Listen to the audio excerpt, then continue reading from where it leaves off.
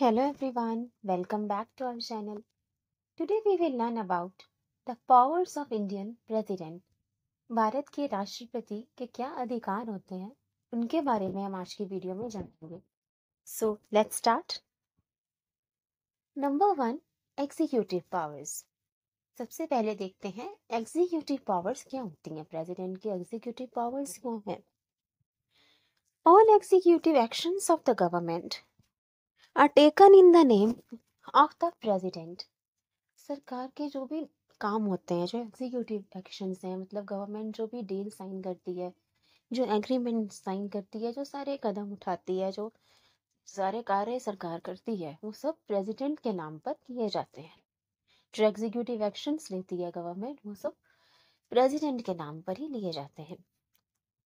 The president appoints the prime minister and the council of ministers on the advice of the prime minister. राष्ट्रपति नियुक्ति करते हैं प्रधानमंत्री की, और बाकी जो काउंसिल ऑफ मिनिस्टर्स होते हैं उनकी अपॉइंटमेंट भी प्रेसिडेंट ही करते हैं पीएम की एडवाइस लेकर. मतलब जो प्रधानमंत्री की नियुक्ति, काउंसिल ऑफ मिनिस्टर्स की नियुक्ति कौन करते हैं? राष्ट्रपति यानी प्रेसिडेंट करते हैं. जो भी बड़ी पोस्ट है उनकी सबकी अपॉइंटमेंट प्रेसिडेंट करते हैं. ठीक है, PM and council of ministers को प्रेसिडेंट अपॉइंट करते हैं. इसके अलावा the president appoints the attorney general of India. जो अटॉर्नी जनरल ऑफ इंडिया होते हैं, मतलब जो सरकार के सबसे बड़े वकील हैं. अगर गवर्नमेंट के अगेंस्ट किसी ने कोई केस कर दिया, सरकार के खिलाफ कोई मुकदमा किया, तो सरकार की तरफ से जो सबसे बड़े वकील होते हैं, अटॉर्नी जनरल ऑफ इंडिया, उनको भी अपॉइंट करते हैं president. Current attorney general of India है आर वेंकटरमन, जिनको 2021 में अपॉइंट किया गया है प्रेसिडेंट के through. Comptroller and Audit General of India is also appointed by President.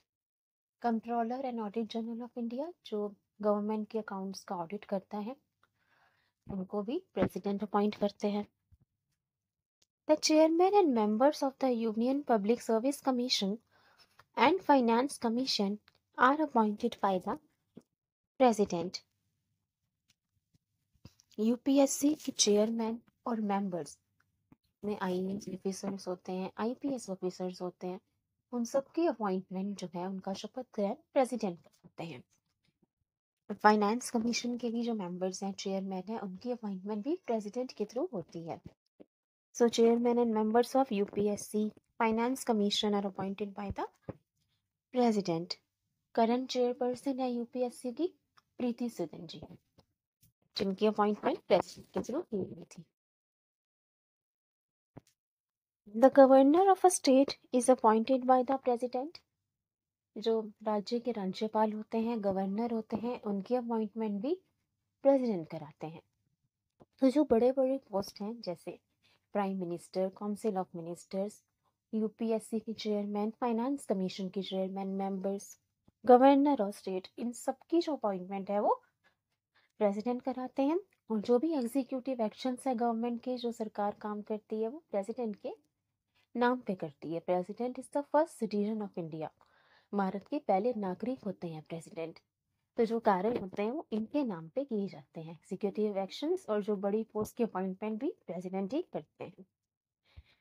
आगे देखते हैं लेजिस्लेटिव पावर्स. भी हमने देखी executive powers. Now let's move to legislative powers of the president. The president के समन और prorogue the parliament and dissolve the Lok Sabha. He can summon a joint sitting of both the houses. Parliament की sitting बुला सकते हैं president. He can summon the parliament को बुला सकते हैं. प्रोरोग द पार्लियामेंट, अगर पार्लियामेंट के सेशन को डिसकंटिन्यू करना है वो कर सकते हैं president. He can dissolve the Lok Sabha. Lok Sabha को डिसॉल्व कर सकते हैं. जैसे अगर सरकार के पास मेजॉरिटी ऑफ लोकसभा मेंबर्स की सहमति नहीं है, मेजॉरिटी लोकसभा मेंबर्स अगर वो सरकार नहीं चाहते, तो हमने जब नो कॉन्फिडेंस मोशन पढ़ा तब देखा था कि तब क्या होता है उस केस में, वोटिंग के बाद ये सरकार जो होती है वो डिसॉल्व हो जाती है, वो गवर्नमेंट हट जाएगी और दोबारा से री इलेक्शन होते हैं. तो प्रेसिडेंट डिसॉल्व कर सकते हैं लोकसभा को. पार्लियामेंट की सिटिंग बुला सकते हैं। He can summon on joint sitting of both the houses. Lok Sabha Rajya Sabha parliament के दोनों हाउसेस की जॉइंट सिटिंग भी प्रेसिडेंट बुला सकते हैं। ठीक है। ही appoints 12 members from Rajya Sabha amongst person having special knowledge or experience in arts, science, literature, social service। Rajya Sabha में जो 12 सदस्य होते हैं जिन्होंने बहुत एक्सपेशनली बहुत अच्छा परफॉर्म किया हो, या तो आर्ट में, साइंस, लिटरेचर, सोशल सर्विस में डिस्टिंग्विश सर्विस दी हो, जिन्होंने इन मतलब जिन्होंने नाम कमाया हो किसी क्षेत्र में, या तो कला के क्षेत्र में, विज्ञान के क्षेत्र में, ठीक है, सोशल सर्विस में, तो अगर उनका का इन क्षेत्रों में नाम होता है तो प्रेसिडेंट 12 मेंबर्स जो है राज्यसभा के अपॉइंट करते हैं इन क्षेत्रों में से जिनकी स्पेसिफिक नॉलेज हो, स्पेशल नॉलेज हो या एक्सपीरियंस हो आर्ट में, साइंस में, लिटरेचर या सोशल सर्विस। जैसे पीटी उषा जी को भी अपॉइंट किया गया था स्पोर्ट्स से। जो 12 राज्यसभा के मेंबर्स हैं उनको प्रेसिडेंट ही अपॉइंट करते हैं।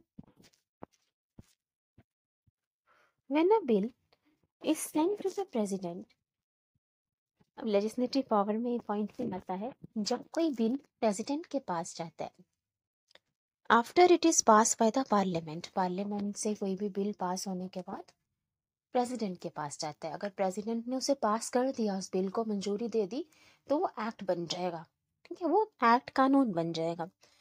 तो जब कोई बिल प्रेसिडेंट के पास गया, पार्लियामेंट से पास हो करके पार्लियामेंट ने उसे मंजूरी दे दी, पार्लियामेंट में स्वीकार कर लिया गया, उसके बाद जब वो प्रेसिडेंट के पास जाता है तो president can give his assent. President उसको मंजूरी दे सकते हैं, उस बिल को पास कर सकते हैं, विद ऑल हिज एसेंट रोक सकते हैं, और रिटर्न द बिल, और हो सकता है वो बिल वापस कर दें। If not money bill for reconsideration, money bill को वापस नहीं कर सकते, लेकिन बाकी अगर कोई और बिल है तो प्रेसिडेंट उसको वापस कर सकते हैं। तो प्रेसिडेंट या तो एक्सेप्ट कर लें बिल को, अपनी एसेंट दे देंगे, मंजूरी दे दें, विद होल्ड हिज एसेंट रोक लें, या फिर वापस कर दें उस बिल को और रिकंसिडरेशन की उस पर एक बार दोबारा उसको कंसिडर करना चाहिए। However, if the bill is passed again, the president has to give this assent to the bill। तो जब प्रेसिडेंट दोबारा बिल रिकंसिडरेशन के लिए भेजेंगे तो उसको दोबारा एक बार रिकंसिडर किया जाएगा, और दोबारा वो पार्लियामेंट से पास होकर जब दोबारा प्रेसिडेंट के पास आएगा तो प्रेसिडेंट को उसको अप्रूवल देना पड़ेगा। If the bill is passed again, the president has to give his assent to the bill। तब प्रेसिडेंट इस बिल को अपना एसेंट, अपनी स्वीकृति देनी पड़ेगी जब वो दोबारा अगर पार्लियामेंट से पास होकर प्रेसिडेंट के पास आता है। ठीक है, तो लेजिस्लेटिव पावर्स में यही है कि प्रेसिडेंट सिटिंग बुला सकते हैं पार्लियामेंट को, पार्लियामेंट को बुला सकते हैं, डिसकंटिन्यू कर सकते हैं किसी सेशन को, डिसॉल्व कर सकते हैं लोकसभा को। 12 मेंबर्स को प्रेसिडेंट अपॉइंट कर सकते हैं। राज्यसभा में जो 12 सदस्य की अपॉइंटमेंट, उनकी नियुक्ति राष्ट्रपति द्वारा की जाती है, जिन्होंने अच्छा परफॉर्म किया हो या स्पेशल नॉलेज हो, जिन्हें या एक्सपीरियंस हो आर्ट में, साइंस में, लिटरेचर या सोशल सर्विस, जिन्होंने कला के क्षेत्र में, विज्ञान के क्षेत्र में, खेल के क्षेत्र में नाम कमाया हो, तो उनकी जो नियुक्ति होती है से 12 सदस्यों की नियुक्ति राष्ट्रपति द्वारा की जाती है। जब कोई बिल प्रेसिडेंट के पास जाता है पार्लियामेंट से पास होके, तो प्रेसिडेंट के पास ऑप्शन है कि प्रेसिडेंट उस पर एसेंट दे दे, उस बिल को एक्सेप्ट कर ले, उस बिल को रोक ले या वापस कर दे। और रिकंसिडरेशन, अगर रिकंसिडरेशन के बाद, रिकंसिडर होने के बाद दोबारा पार्लियामेंट से पास होकर बिल प्रेसिडेंट के पास जाता है, तब प्रेसिडेंट को उस बिल की स्वीकृति देनी होगी। So that is about legislative powers and executive powers of the president। Let's do a quick revision। एक बार दोबारा रिवाइज कर लेते हैं। Powers of president, executive powers, जो भी एग्जीक्यूटिव एक्शंस होते हैं गवर्नमेंट के, जो सरकार कार्य करती है, वो प्रेसिडेंट राष्ट्रपति के नाम पे किए जाते हैं। प्रेसिडेंट अपॉइंट करते हैं जो बड़ी पोस्ट होते हैं उनको, जैसे प्राइम मिनिस्टर को, काउंसिल ऑफ मिनिस्टर्स को, अटॉर्नी जनरल ऑफ इंडिया जो भारत सरकार के सबसे बड़े वकील होते हैं, करंट अटॉर्नी जनरल है जस्टिस आर वेंकटरमन। तो इनको अपॉइंट प्रेसिडेंट करते हैं। Controller and auditor general of India की अपॉइंटमेंट प्रेसिडेंट करते हैं। Chairman and members of UPSC finance commission, उनकी अपॉइंटमेंट भी प्रेसिडेंट करते हैं। Current chairperson of UPSC is Preeti Sudan. Governor of state, जो राज्यों के राज्यपाल होते हैं, उनको भी प्रेसिडेंट अपॉइंट करते हैं। लेजिस्लेटिव पावर की प्रेसिडेंट पार्लियामेंट की सिटिंग बुला सकते हैं, किसी सेशन को डिसकंटिन्यू कर सकते हैं, जॉइंट सिटिंग बुला सकते हैं। दोनों हाउसेस लोकसभा और राज्यसभा की 12 मेंबर्स को अपॉइंट करते हैं स्पेशल नॉमिनेशन से। और जब कोई बिल प्रेसिडेंट के पास जाता है तो प्रेसिडेंट या तो इसे एक्सेप्ट करें, रिजेक्ट करें या रोक सकते हैं उस बिल को, या वापस कर सकते हैं रिकंसिडरेशन के लिए।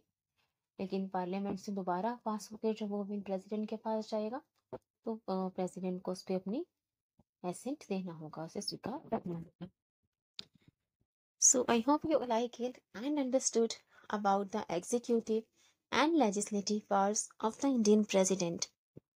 Thank you everybody. Please like, share and subscribe. If you have any queries, please feel free to ask. See you soon. Thank you everyone. Thanks for watching.